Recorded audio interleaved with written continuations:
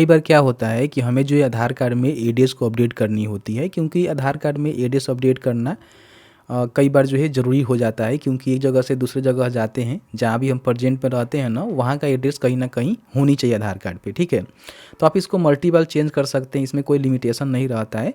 तो इसीलिए जो है यूआईडीआई के द्वारा इसको ऑनलाइन जो है फैसिलिटी के रूप में रखा गया है कि कोई भी व्यक्ति घर बैठे चाहे तो अपने आधार कार्ड में जो एड्रेस है ना उसको यहाँ पे अपडेट कर सकता है। इस वीडियो में जो है पूरी न्यू प्रोसीजर बताएंगे, जिसके माध्यम से घर बैठे ही अपने आधार कार्ड में एड्रेस को चेंज करना चाहते हैं तो बड़ी आसानी से चेंज कर सकते हैं। कैसे चेंज करना है पूरी जानकारी बताएंगे, लेकिन उससे पहले अभी तक आपने इस वीडियो को लाइक नहीं किया हुआ है तो प्लीज़ वीडियो को लाइक कर दीजिए, हो सके तो प्लीज़ वीडियो को सोशल मीडिया पर शेयर कर दीजिए। देखिए, सबसे पहले क्या करना है, आप मोबाइल से भी कर सकते हैं, कोई दिक्कत नहीं है। आप चाहें तो कंप्यूटर से भी कर सकते हैं, दोनों में एप्लीकेबल होता है, कोई भी दिक्कत नहीं है। आपको कोई ब्राउज़र ओपन करके सर्च करना है माई आधार लॉगिन। ठीक है, तो आपके सामने myAadhar.uidai.gov.in का जो ऑफिशियल वेबसाइट है ना देखने को मिलेगा, जिसको यहाँ से ओपन कर लेना है। ठीक है, क्योंकि यहीं से अपने आधार कार्ड में जो एड्रेस है ना उसको चेंज कर सकते हैं, दूसरा कोई अभी विकल्प यहाँ पे है ही नहीं। दूसरा आपके पास विकल्प यही है कि आपको जो आधार सेंटर पे जाने होंगे, लंबी लंबी लाइन में लगनी होगी और फिर आपका जो है वहाँ से अपडेट होगा। यहाँ पे जो है 75 आपको रुपया देना पड़ेगा, वहाँ पे हो सकता है कि 150-200 रुपया आपसे आधार सेंटर वाले ले लें, क्योंकि वहाँ पे मनमानी चलती है, यहाँ पे कोई तो मनमानी चलेगा नहीं। तो यहाँ पे आने के बाद जो है लॉगिन के बटन पे आपको क्लिक करना है, लेकिन ध्यान रखिएगा आपके आधार कार्ड में मोबाइल नंबर लिंक होना ज़रूरी है, क्योंकि उसी के माध्यम से आपका अपडेशन का काम होगा। अगर मोबाइल नंबर लिंक नहीं है तो फिर आप आधार सेंटर जाकर सबसे पहले मोबाइल नंबर लिंक करवा लीजिए, और नहीं तो वहीं से अपना एड्रेस भी अपडेट करवा लीजिए, क्योंकि बिना मोबाइल नंबर लिंक के आप यहाँ पे लॉगिन नहीं कर सकते हैं और एड्रेस भी अपडेट नहीं कर सकते हैं। तो जैसे ही लॉगिन के बटन पर क्लिक करेंगे तो यहाँ पे बोला जाएगा कि अपना जो भी आधार नंबर है ना उसको यहाँ पे डाल दीजिए, इस कैप्चा को फिल कर दीजिए जिस तरह से यहाँ पे कैप्चा लिखा हुआ है। अगर आपको कैप्चा समझ में नहीं आ रहा है तो यहाँ से रिफ्रेश भी कर सकते हैं, और उसके बाद लॉगिन विथ ओटीपी के बटन पे क्लिक करेंगे। आपके नंबर पे एक ओटीपी सेंड किया जाएगा जो आपके आधार से लिंक है, उस ओटीपी को यहाँ पे डालेंगे, लॉगिन के बटन पे क्लिक करेंगे, थोड़ा सा वेट करेंगे तो आप यहाँ पे लॉगिन हो जाते हैं। ठीक है, लॉगिन हो जाने का यही मतलब यहाँ पे पहचान है कि आपका जो प्रोफाइल पिक्चर है ना जो आपके आधार में अपलोड है वो आपको यहाँ पे देखने को मिलेगा। इस पर क्लिक करके अपने आधार कार्ड की जानकारी भी चेकआउट कर सकते हैं। ठीक है, अब यहाँ पे देखिए एड्रेस अपडेट करने का जो विकल्प है ना आपको जो फर्स्ट में ही यहाँ पे देखने को मिलता है, जिस पे लिखा रहता है एड्रेस अपडेट। इस पर क्लिक करेंगे तो यहाँ पे जो है 2 विकल्प आपको देखने को मिलेगा, जिसके माध्यम से अपने एड्रेस को अपडेट कर सकते हैं। पहला विकल्प क्या है कि अगर आपके पास कोई मान लीजिए डॉक्यूमेंट है जिसके माध्यम से अपने एड्रेस को अपडेट करना चाहते हैं, तो सीधे यहाँ पे डॉक्यूमेंट के थ्रू यहाँ पे एड्रेस को अपडेट कर सकते हैं। कई बार क्या होता है कि हम रिसेंटली कहीं गए होते हैं जहाँ पे हमारे पास कोई डॉक्यूमेंट नहीं होता है, तो वहाँ पे कोई गार्जियन है, मान लीजिए आपके माता पिता पहले से रहते हैं या फिर कोई लीगल गार्जियन है, आसपास के कोई गार्जियन है, तो उसके आधार के हिसाब से अपना एड्रेस को अपडेट करना चाहते हैं, जिसको यहाँ पे हेड ऑफ फैमिली बोला जाता है। Update address using the head of family, मतलब कि आपके जो भी फैमिली मेंबर है या फिर कोई भी आपके रिलेटिव है जो कि गार्जियन है, तो उसके आधार में जो भी एड्रेस है ना उसके थ्रू अपने आधार में एड्रेस को अपडेट कर सकते हैं। तो दोनों का मतलब सेम होता है, बस कंडीशन अलग अलग है। इसमें डॉक्यूमेंट देना है, इसमें भी एक डॉक्यूमेंट आपको देना पड़ता है, जो कि चाहे तो सेल्फ डिक्लेरेशन फॉर्म भी दे सकते हैं या फिर और भी आपके पास कोई प्रूफ है जो कि प्रूफ करता है तो वो दे सकते हैं। ठीक है, तो दोनों में कोई भी विकल्प आपको अच्छा लगे।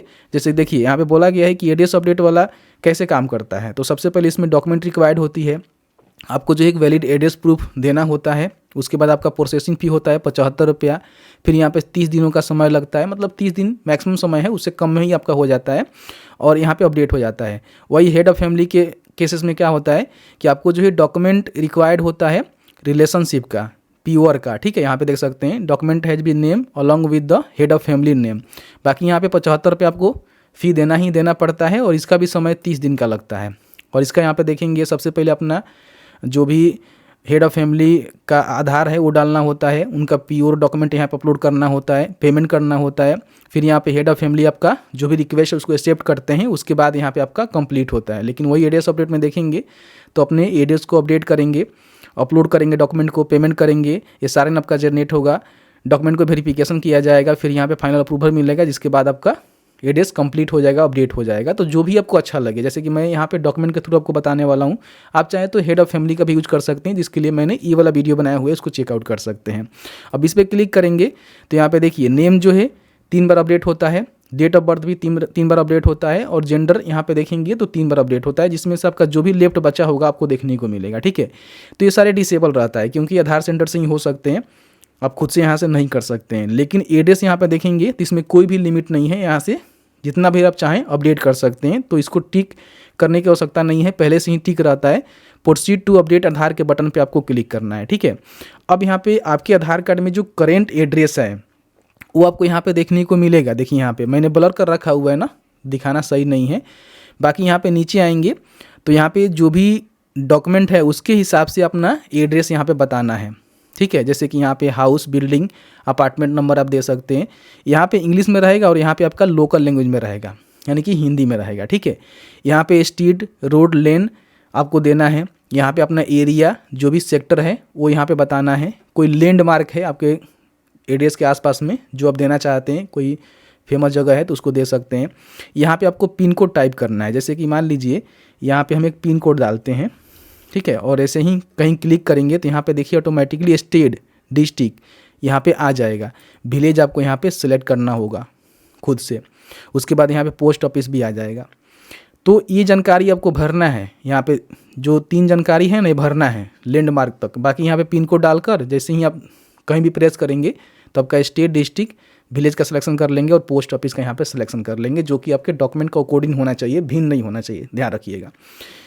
तो इन बातों को ध्यान रखिएगा। कई सारे लोग कहेंगे कि यहाँ पे जो भी केयर ऑफ का जानकारी है नहीं आ रहा है, जैसे कि पिताजी का नाम देना है या फिर अपने हस्बैंड का नेम देना है, तो भाई आधार ने इसको हटा दिया हुआ है, अब यहाँ पे नहीं आएगा। अब आधार जो आएगा ना वो देखिएगा केवल उसमें नेम और आपका आधार नंबर ही रहेगा, जो नया आधार कार्ड आने वाला है। हो सकता है कि दिसंबर में लागू कर दिया जाए, बट अभी कोई आधिकारिक पुष्टि नहीं है, लेकिन हाँ इसको लेकर काम चल रहा है। तो यहाँ पे फादर का नेम वगैरह आप छोड़िए, वो सब आधार पे नहीं आएगा, ठीक है। तो इस तरह से आपको भरना है। अब यहाँ पे जो भी आपने एड्रेस दिया हुआ है ना यहाँ पे, उसके लिए आपको प्रूफ देना पड़ेगा। तो यहाँ पे प्रूफ आप मैनुअल अपडेट करना चाहते हैं तो यहाँ पे क्लिक करेंगे, एक्सेप्ट करेंगे। तो इसमें बहुत सारे डॉक्यूमेंट यहाँ पे सिलेक्ट करने का ऑप्शन आएगा, जिसमें कोई एक डॉक्यूमेंट आपको यहाँ पे देना पड़ेगा, ठीक है, आपको बताएंगे। अगर मान लीजिए यहाँ पे आप डिजी लॉकर से या फिर डिजिटल रिस्पोजिटरी से आप यहाँ पे फैच करना चाहते हैं तो उसका भी ऑप्शन है, लेकिन अभी यहाँ पे देखेंगे ना डिसेबल है, ठीक है। लेकिन फ्यूचर में आपको देखने को मिल जाएगा। आपको मैनुअल यहाँ पर डॉक्यूमेंट अपलोड करने की आवश्यकता नहीं होगी। नंबर को डालकर, जो भी डॉक्यूमेंट का नंबर होगा उसको डालकर विभाग से सीधे वेरीफाई करके यहाँ पे अपने आधार में एड्रेस को अपडेट कर सकते हैं और बहुत ही जल्द उसे अपडेट हो जाएगा। तो यहाँ पे मैंने मैनुअल का सिलेक्शन किया हुआ है, तो यहाँ पे डॉक्यूमेंट का जो है बहुत सारा सिलेक्शन करने का ऑप्शन यहाँ पे देखने को मिलेगा। जैसे कि मान लीजिए आपके वोटर आई डी कार्ड है, या फिर MP, MLA, MNC का कोई स्टैंडर्ड सर्टिफिकेट है, या फिर गैजेट ऑफिसर A के द्वारा जो है कोई स्टैंडर्ड सर्टिफिकेट है, या फिर आपके पास राशन कार्ड है, या फिर बिजली का बिल है, गैस का बिल है, गैस कनेक्शन, या फिर आपके पास SC ST OBC सर्टिफिकेट है, वैलिड रजिस्टर्ड सेल आपके पास है, पासपोर्ट है, ठीक है, अलॉटमेंट लेटर है, प्रॉपर्टी टैक्स है, life of medical insurance policy है, ठीक है। यहाँ पे देखिए टेलीफोन लैंडलाइन बिल है, मनरेगा जॉब कार्ड है, वाटर बिल है, डिसेबिलिटी कार्ड है, आपके पास वैलिड रजिस्ट्रेशन सर्टिफिकेट है RTO के द्वारा, ठीक है, किसान फ़ोटो पासबुक है। मतलब बहुत सारे यहाँ पे डॉक्यूमेंट है भाई। कोई डॉक्यूमेंट आपको यहाँ पे देना पड़ेगा अपने एड्रेस को अपडेट करने के लिए। तो यहाँ पे कोई भी एक डॉक्यूमेंट का सिलेक्शन आपको करके उसको अपलोड करना पड़ेगा, ध्यान रखिएगा, क्योंकि ये लगेगा। अगर आपके पास एजुकेशन इंस्टीट्यूट का कोई स्टैंडर्ड सर्टिफिकेट है तो वो भी दे सकते हैं, ठीक है। यहाँ पे देखिए बहुत सारे डॉक्यूमेंट है भाई। अगर आपके पास कोई डॉक्यूमेंट नहीं है, ग्राम पंचायत से आते हैं तो अपने मुखिया से एक स्टैंडर्ड सर्टिफिकेट आता है जिसको बनवाकर आप यहाँ पे लगा सकते हैं, जिसका लिंक डिस्क्रिप्शन बॉक्स में है। क्लिक करके डाउनलोड कर लीजिएगा, उसको भर लीजिएगा, मुखिया सर्टिफाइड करवा लीजिएगा। या फिर आप चाहें तो जो भी और भी रेवेन्यू ऑफिसर होते हैं उनसे भी करवा सकते हैं, पंचायत सचिव से करवा सकते हैं। आपके पास बहुत सारे विकल्प हैं।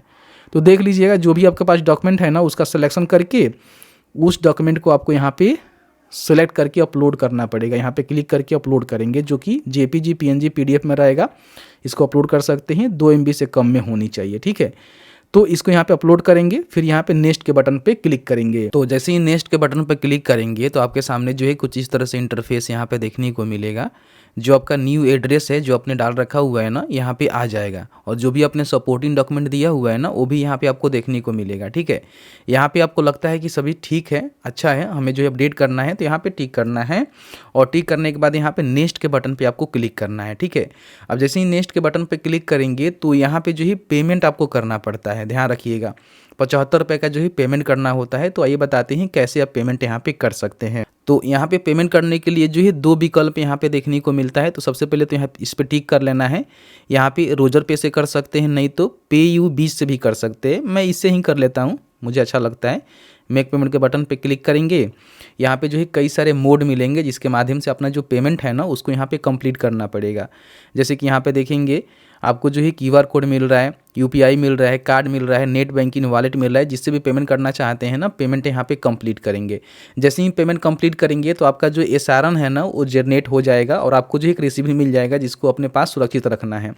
30 दिनों का वेट करना है। आपका जो अपडेट का काम है ना यहाँ से कर दिया जाएगा। उसके बाद आपके आधार कार्ड में जो एड्रेस है ना उसको अपडेट कर दिया जाएगा।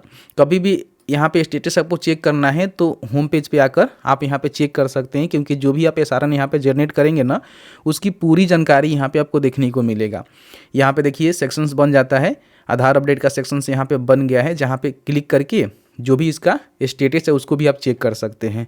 तो इस तरह से बड़ी आसानी से, अभी तक आपने आधार कार्ड में एड्रेस अपडेट करने के लिए अप्लाई नहीं किया हुआ है, आपको अपडेट करना है तो बड़ी आसानी से अपडेट कर सकते हैं। चलिए मिलते हैं एक नए वीडियो में एक नए टॉपिक के साथ। तब तक के लिए वीडियो देखने के लिए आप सभी का बहुत बहुत धन्यवाद।